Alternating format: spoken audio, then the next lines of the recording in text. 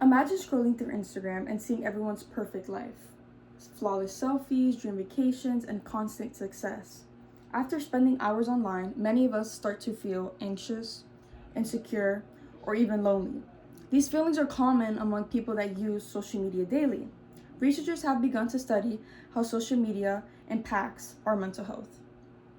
I've experienced moments where I started to compare myself online, and I wanted to understand how much of this is connected to what psychologists are finding.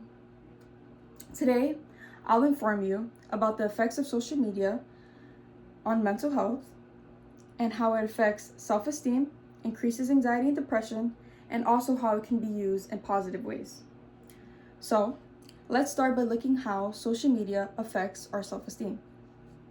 Social media can have a major effect on self esteem. Constant comparison on apps like Instagram or TikTok can make people feel like they aren't good enough to post whatever they want to post, to feel like they need to be like everyone else in these perfect lives.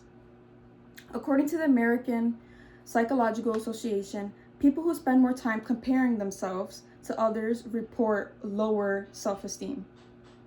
Many users only highlight the best parts of their life, making others feel like they're missing out or failing. And I can speak that on myself. For as a college student, I've been at times where I would compare myself, but not only that, but I would see people that were younger than me or people that were my age or in my age group that were doing better things than me, and had this perfect life. And I also felt like I was failing at things as well because I wasn't fit into this perfect lives that I see on social media. On the other hand, social media can boost confidence when used positively. Sharing accomplishments or connecting with supportive communities can improve self-image, how you feel about yourself, what you post on social media. For an example, online groups that promote body positivity has helped others feel more accepted in the community of social media. When I see things about mental health or when I see things about real life scenarios, it makes me feel that I'm actually human and my life actually does not need to be perfect.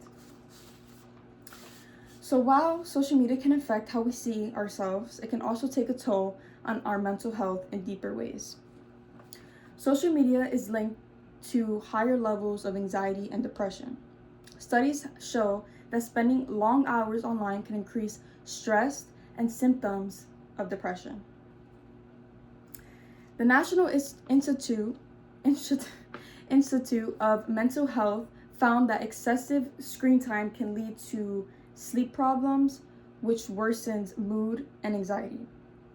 So I know when I'm up doom scrolling and constantly scrolling on my screen, fighting my sleep because I just want to see what's out there and see the trends that I should be following, I actually lose out on a lot of sleep. Seeing negative news or online bullying also adds to this emotional pressure, feeling like we need to fit ourselves in this bottle like everyone else, fit ourselves in this box and live this perfect life, but that is not true. The pressure to stay connected or get likes can lead to social media burnout. So for me, I would literally be times where I would post something on social media and I'll immediately run to my social media account, like, where's, like, how much likes am I getting? Am I getting followers? Are people interacting with my videos?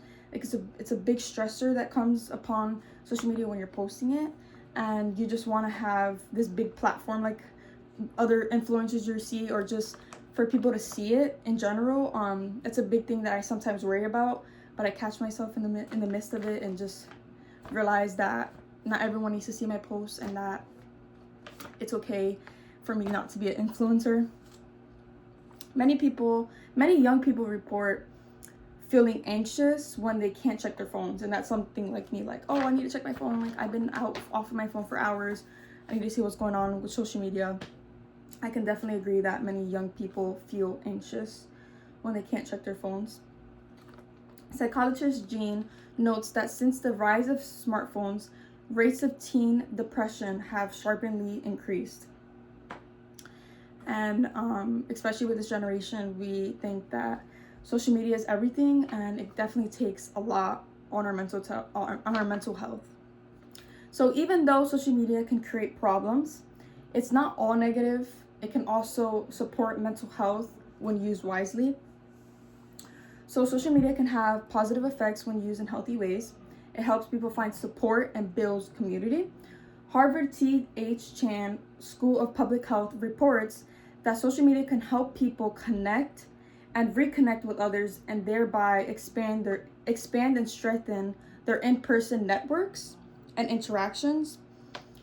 So online mental health spaces allow people to find comfort and feel less alone, especially when you see someone posting something real or something that feels connected to your life. It makes you feel that, hey, my life does not need to be so perfect, and that there's other people out there dealing with the same issues. A study from the Journal of Youth Studies found that while heavy social media use can increase anxiety, it can also improve self-disclosure and self-concept when used for connection and creative expression. So companions like #BellLet'sTalk use social media to raise awareness about mental health and fight stigma. So as we've seen, social media can shape mental health as we've seen, social media can shape mental health by affecting self-esteem, increasing anxiety and depression, and offering positive support. While it can make us feel anxious or insecure, it can also help us connect and raise awareness about mental health. The key is learning how to use social media in a balanced, mindful way to protect our mental health instead of harming it. Remember, what you see online isn't always real, but the way it makes you feel absolutely is, and that's something worth paying attention to.